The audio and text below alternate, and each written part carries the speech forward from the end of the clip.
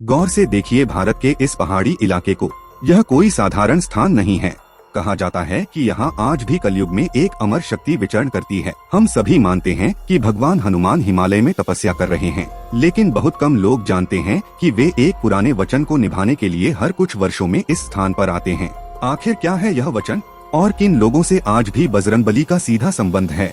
कहानी त्रेतायुग के उस समय से जुड़ी है जब श्री राम के कार्य को पूर्ण करने के बाद हनुमान जी ने पृथ्वी पर रहने का निर्णय लिया। लंका दहन और युद्ध के बाद जब उन्होंने देखा कि कलयुग में मानव धर्म से भटक जाएगा, तब वे चिंतित हो उठे। उसी समय उनकी यात्रा इस निर्जन क्षेत्र तक हुई जहां कुछ साधु और वनवासी तपस्या में लीन थे। ये लोग न तो यश चाहते थे न शक्ति।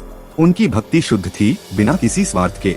हनुमान जी ने कई रूपों में उनकी परीक्षा ली, कभी एक थके हुए यात्री बनकर, तो कभी एक घायल वानर के रूप में, लेकिन हर बार उन्हें निस्वार्थ सेवा ही मिली। इस प्रेम से प्रसन्न होकर हनुमान जी ने उन्हें एक दिव्य वचन दिया। उन्होंने कहा, जब जब इस भूमि पर सच्ची भक्ति संकट में होगी, मैं स्वयं यहाँ प्रकट होकर मार्ग दिखाऊंगा। मान्यता है कि इसी वचन के कारण हनुमान जी हर 40 वर्षों के अंतराल में इस क्षेत्र में किसी न किसी रूप में आते हैं।